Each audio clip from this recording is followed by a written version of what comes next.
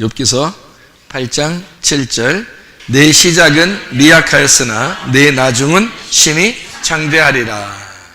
우리 어서 많이 듣던 이야기죠, 이게. 시작은 미약하였으나 내 나중은 심히 창대하리라.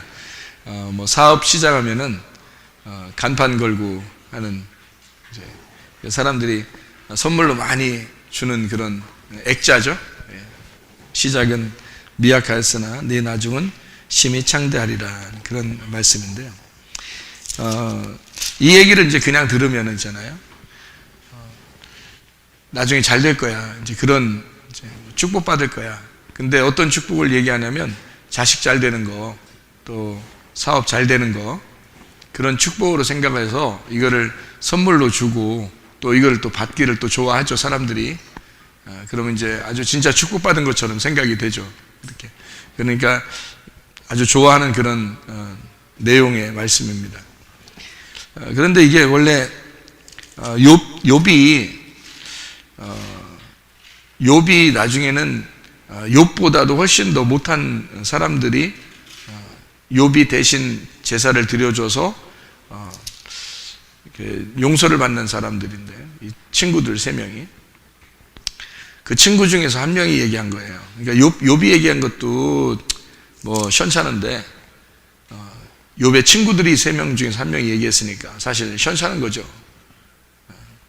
그런데 뭐 시원찮다고 이렇게 보는 거는 뭐 이상하잖아요. 말씀인데 성경을 갖다 시원찮다 그러면 이상하잖아요.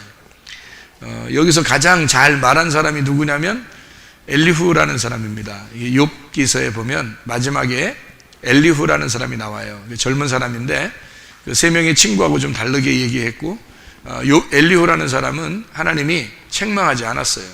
책망하지 않은 걸로 봐서 엘리후는 잘 말했다. 어떤 입장에서 말했는가? 엘리후라는 사람이 강하게 얘기했거든요.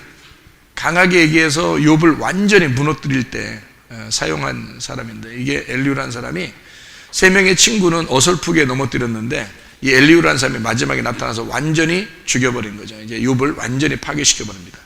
근데 이제 하나님이 바로 이어서 나타나서 엘리후 이어서 나타나가지고 엘리후를 이제 책망하지 아니하고 욥한테 오히려 막 이제 뭐라고 해요. 하나님이 네가 뭐 잘났냐 이런 얘기하면서 욥을 이제 무너뜨리죠. 그리고 욥을 재창조, 재건축하는 그런 이제 장면이죠. 이게 욥기서가 마지막에 욥기서 42장에 그래서 새로 이제 장면을 축복하는 장면으로 마지막을 이제 장식하거든요.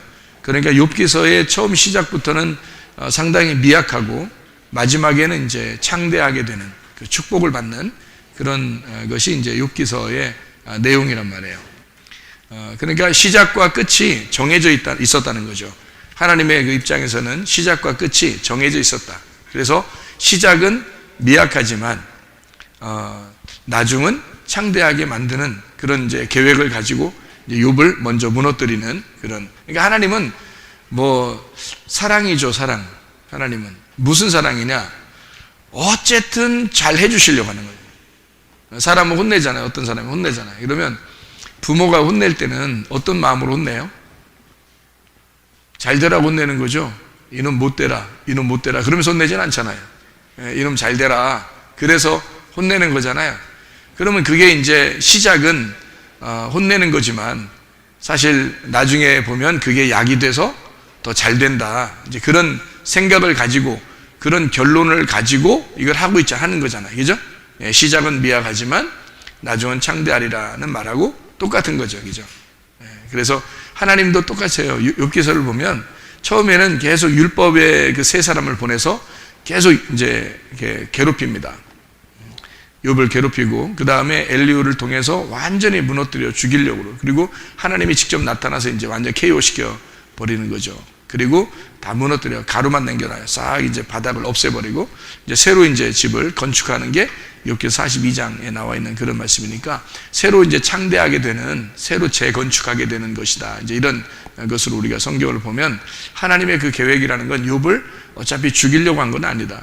욥을 축복하려고 하나님이 계획하신 것이다. 이렇게 우리가 보면 이해가 되겠습니다. 그런 내용 중에서 하나가 이 내용이거든요. 근데 이 내용은 누가 얘기했냐면 빌닷이라는 사람이 얘기했습니다. 빌닷이라는 사람이 얘기했는데, 이 사람은 율법을 상징하는 욥의 친구 3명 중에 한 사람이고, 빌닷이라는 사람이요. 그러니까 율법에 이제 쓰여 있는 그런 말입니다. 그러니까 율법이라고 하는 것은 우리가 어떻게 받아들여야 되느냐면, 여러분이 율법을 나쁘다 이렇게 받아들이는 게 아니라, 율법은 예수님이 율법을 폐하러 온 거예요. 율법을 완성시키러 왔어요.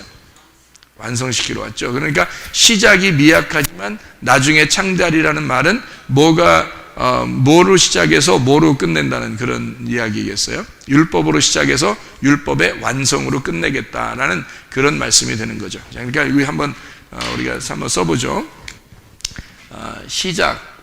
시작은요 미약합니다. 근데 이렇게 화살표를 해놓고 보면 나중은 창대하리라 이렇게 끝내죠. 그러니까 이게 시작은 미약하는 게, 친구들 3명이 와가지고 이제 사탄이 처음에 욥을 이제 이렇게 괴롭히고요. 그 다음에 친구 3명이 와가지고는 계속 정죄합니다. 정죄하는 게 율법의 정죄예요.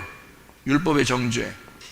율법의 정죄가 있으면 이거를 그냥 이 정죄함으로 끝내는 게 아니고, 나중에는 그 율법의 정죄를 마지막에 예수님을 통해서 완성을 시키겠다는 얘기죠. 그래서 율법의 완성, 이렇게 보면은 성경이 오히려 더 이해가 되죠. 그러니까 욥을 이렇게 막 미워해서 그런 게 아니고, 성경을 보는 눈입니다, 이게. 그러니까 성경은 다 어떻게 돼 있다고 그랬어요?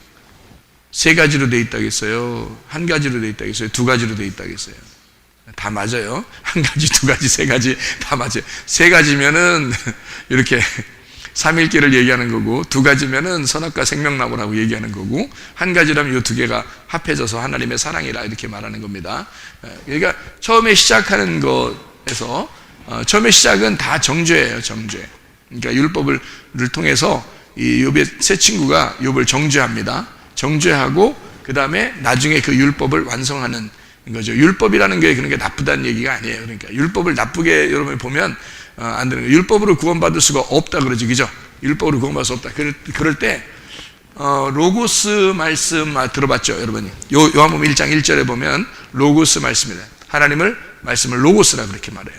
그러니까 태초에 말씀이 계시니라 할 때 그 말씀이 하나님과 함께 하나님을 향해서 있는데, 그 말씀은 곧 하나님이시다라고 할 때 여기 로고스라는 말씀을 써요. 이 로고스라는 말씀이 태초에 있는 말씀이란 말이에요. 그럼 이 말씀이 여기에 있는다고 해서 우리를 구원받게 하는가? 그렇지 않아요. 하나님이 말씀이시다 했을 때는 우리하고 떨어졌다는 얘기예요. 우리하고 떨어져 있다 이 말이에요. 그러니까 하나님은 말씀이신데 하나님이 우리하고 떨어져 있다. 이게 이제 요한복음 1장 1절의 말씀이에요. 그러니까 우리는 말씀 그러면 좋은 거야 이렇게 하는 게 아니라, 그 말씀이 또 우리하고 떨어져 있어. 그게 뭐가 좋아요? 우리하고 떨어져 있으면 우리를 정죄합니다. 그러니까 로고스 말씀이 심판한다 그러죠. 여러분 요한복음 12장 48절에 말씀, 하나님의 말, 예수님이 말하는 그 말을 받지 않으면, 레마의 말씀을 받지 않으면 너희들이 로고스가 와서 너를 심판한다 그렇게 말했어요. 그러니까 로고스가 하나님인데 그 하나님이 너희들, 그 말씀이 너를 심판한다. 그게 로고스 말씀이에요. 그러니까 로고스 말씀이 우리에게 좋은 거지만, 율법이라는 것도 좋은 거지만 시작할 때는 어떻게? 우리를 정죄하는 것으로 시작한다는 거죠. 그러니까 로고스 말씀이 왔을 때 그 로고스 말씀이 우리를 정죄하고 시작을 한단 말이에요. 그리고 그 말씀이 우리가 이제 받아들여서, 그 율법을 받아들여서 무슨 내용인지 이해가 됐어. 뭐 때문에? 예수님 때문에 이해가 됐어. 그러면 그게 이제 레마로 바뀌는 거예요. 여기서 레마로 바뀐다 이 말이에요. 그러니까 로고스 말씀은 정죄하는 거예요. 레마라는 말씀은 은혜를 줘서 우리를 완성하는 거고요. 그러니까 로고스 말씀 자체가 나쁘다는 얘기가 아니고요, 율법 자체가 나쁘다는 게 아니에요. 예수님은 율법 완성하러 오셨다. 율법을 완성, 그걸 꼭 생각을 해야 돼요. 율법을 폐하러 오신 게 아니에요. 율법이 나쁜 거라면 없애버리겠죠, 그죠? 근데 율법을 이렇게 새롭게 만들었다는 얘기야. 새롭게 요 그대로 이걸 새롭게 만들었다는 얘기야. 욥이라는 사람이 처음에 이렇게 있었죠. 근데 욥이라는 것은 겉에 주변 자신이 가지고 있던 뭐 재산, 뭐 소유, 뭐 자식들, 뭐 아내까지도 다 떠나가서 자기 혼자 탁 남았어요.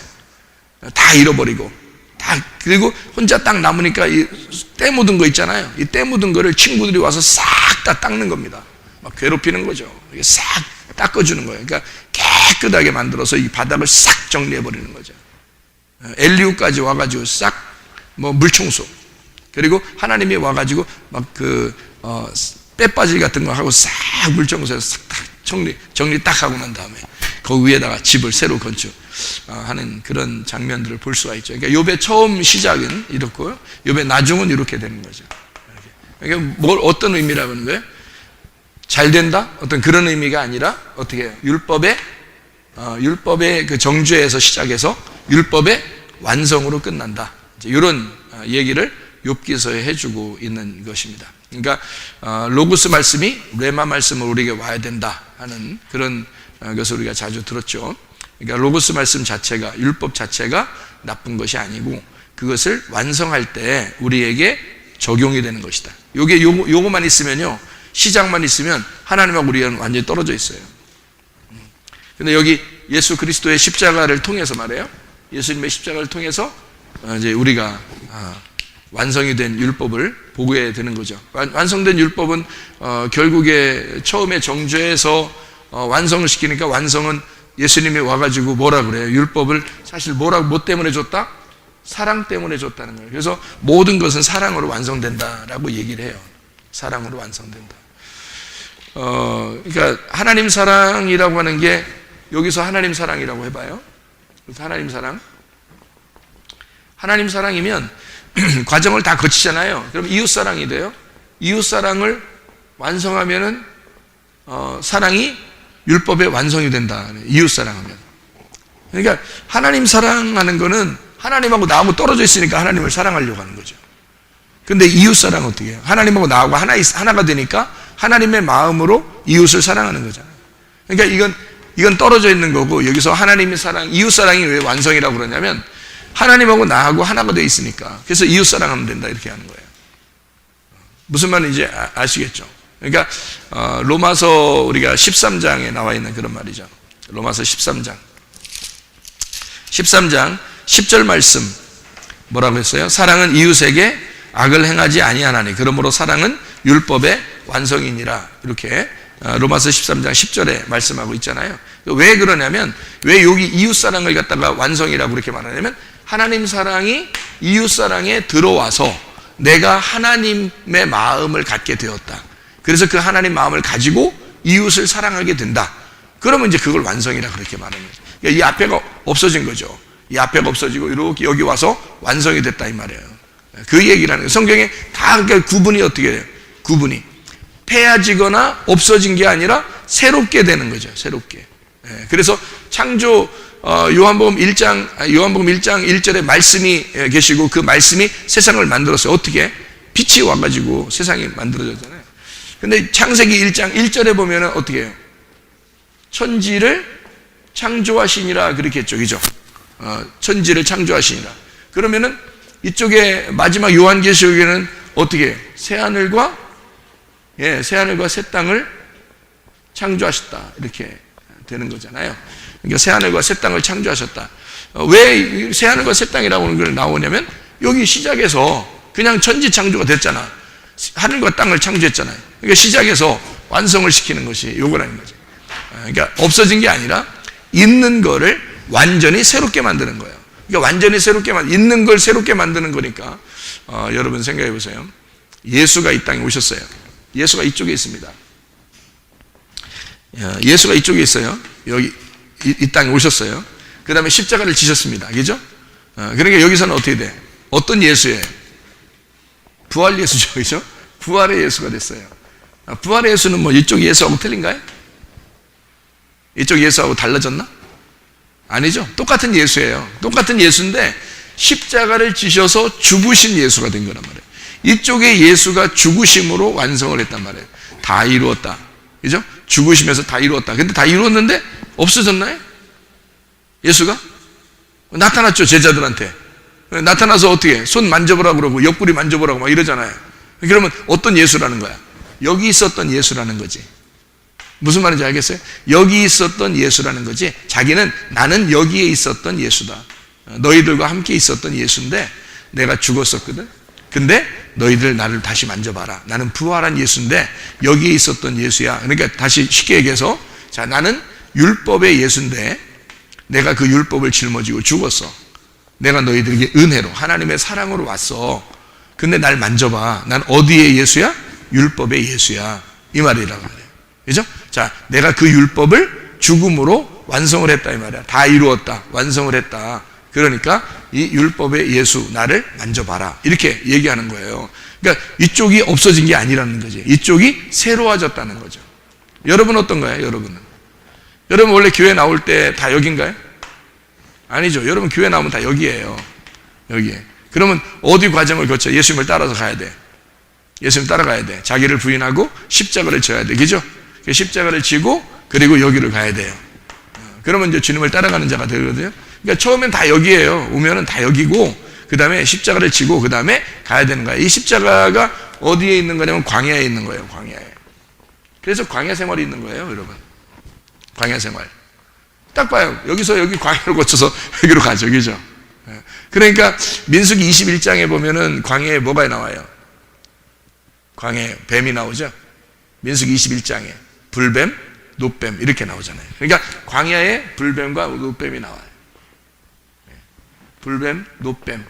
불뱀, 놋뱀이 광야에 나오는데 불뱀과 놋뱀이요 하나로 돼 있잖아요. 불뱀과 놋뱀 이렇게 여기서 이렇게 나와 있는 하나로 돼 있는 거라고. 그래서 불뱀을 매달아라 그랬더니 놋뱀을 매달았어요. 그게 같은 거라는 거지. 같은 거. 그게 어디에? 광야에 있었던 거지. 광야는 뭐를 보는 거냐면 앞에 있는 거, 이쪽 앞에 있는 것을 직면해서 나를 바라보게 하는 거죠. 이쪽에 있는 나를, 그러니까 내가 이쪽에 있는 나를 바라보면 어떻게? 불뱀에 물리게 돼 있어요.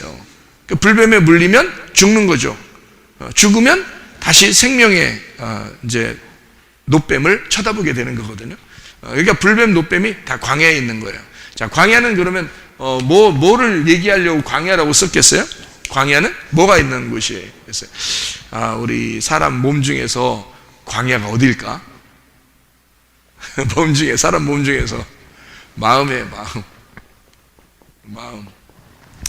그래서 마음에는, 이 마음 안에는 나무가 두 개가 있어요. 무슨 나무? 예, 항상 나무는 두 개가 있는데 선악나무하고 생명나무가 있단 말이에요. 그러니까 이 불뱀과 놋뱀은 결국 우리 마음 안에 있는 뭘 설명해 준다? 불뱀, 놋뱀은 선악나무와 생명나무가 있다라는 것을 설명해 주는 거라. 그러니까 광야에 나오면 왜 이걸 알게 되냐면 내가 여기에 있었다는 사실이 알게 되니까, 여기에 있었으니까 일리 나왔잖아요, 광야로. 그죠?